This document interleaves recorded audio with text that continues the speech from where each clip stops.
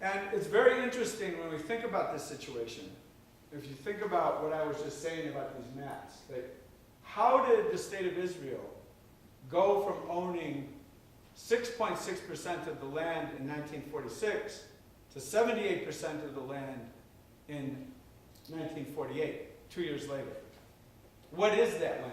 What would that land really be considered? All of Palestine prior to this was farmable land, arable land, was already under cultivation. Another myth of the Zionist movement was that Israel made the desert bloom. In other words, it had been a desert. Now, thanks to the coming of the Zionist movement, the desert bloomed. But in reality, all of the land was already under cultivation.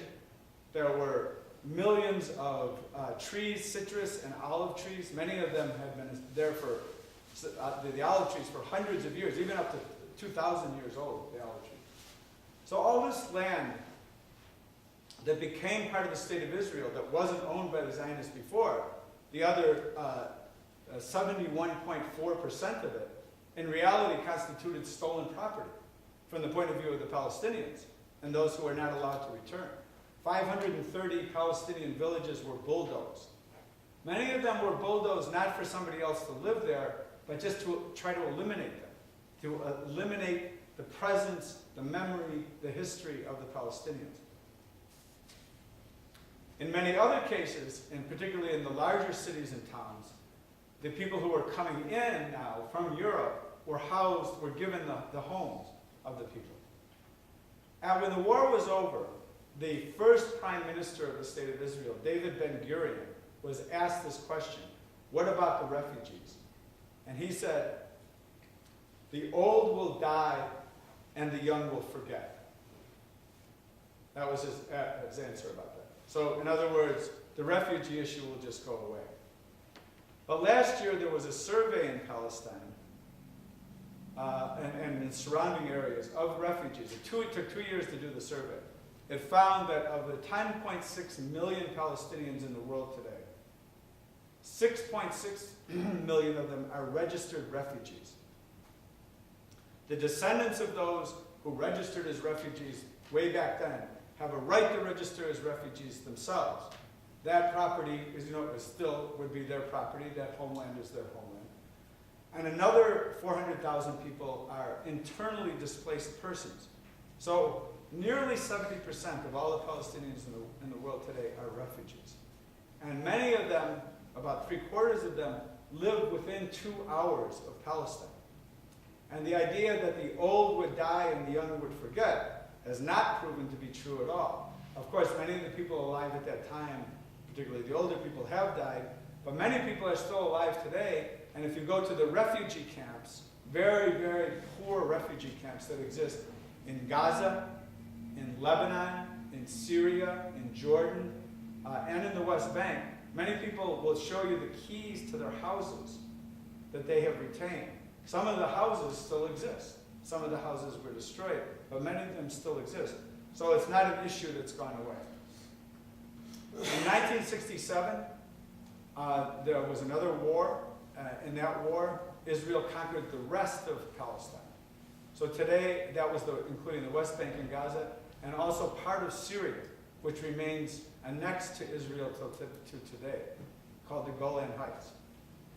Today, and I'll just finish with 2 other points. Today, there are about an equal number of Palestinian Arabs and Israeli Jews inside what was the British colony of Palestine.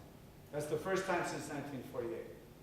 The population is shifted, and it's shifting in the Palestinians' favor. So now you have this situation where the Palestinians have no state. They are almost, or they're equal to or greater in number of the population. And so in both the West Bank and inside the 1948 borders of Israel, there is an apartheid system. I don't know if people know what apartheid was in South Africa. It's a system of different rights for different groups of people, and really real rights for one group of people and the denial of rights for others. And that system, and we could talk about that that's a big controversial issue. But I will just read you a couple of things that, one is by a person who was involved in South Africa, a black South African who had been involved in the anti-apartheid movement there, and now he's the editor of the Sunday Times newspaper in South Africa. And in 2008, he visited Palestine. And he said, in an editorial titled, "Worse than Apartheid," he said, "When you observe from afar, you know that things are bad, but you do not know how bad. Nothing can prepare you for the evil we have seen here.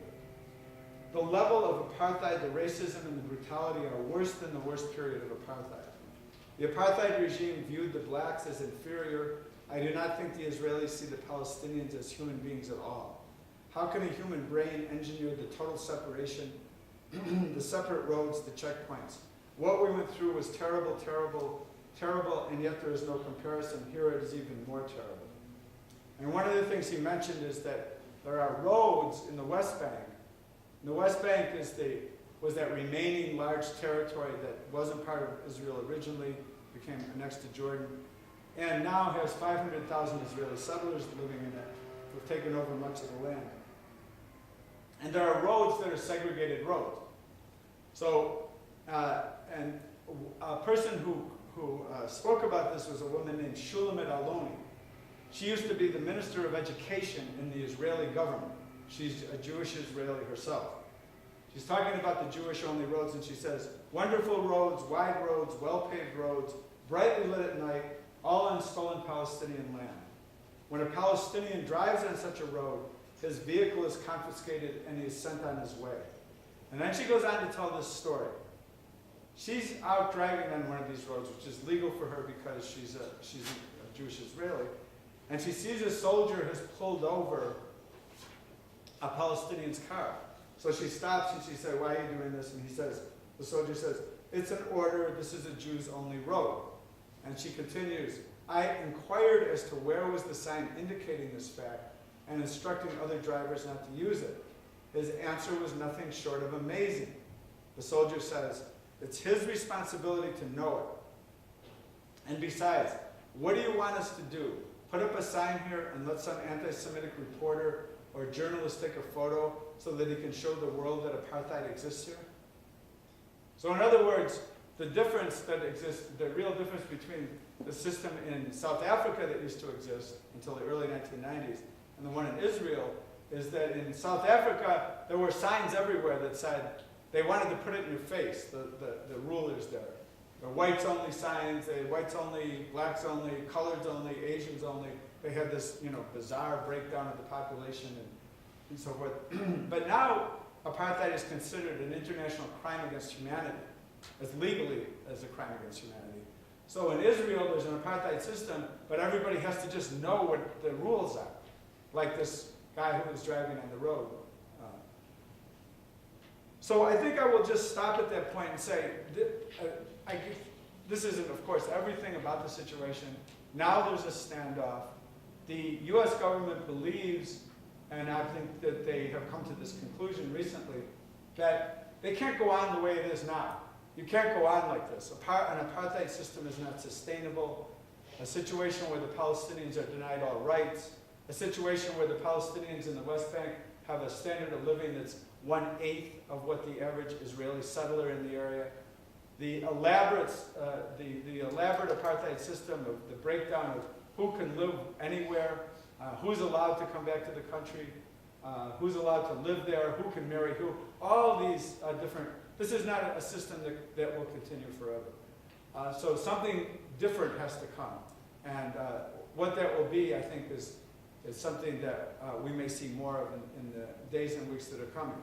But what's really important for people in the United States, I think, to understand more than any other, is that what's going on today could not be going on, would not have been able to go on in the past, and will not be able to continue in the future, except for the billions of dollars in aid and the vast amount of weapons, political, and diplomatic support that the United States government gives to the state of Israel. Not because it's sympathetic to Jewish people or any people, but because Israel, and that's the reason we titled the book this way, that Israel functions as an integral and important part of the U.S. empire. So thank you. We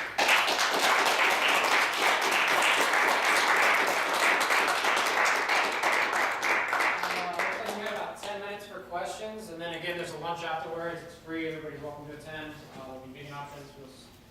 We have that preference. But yeah, we can take questions. Go ahead.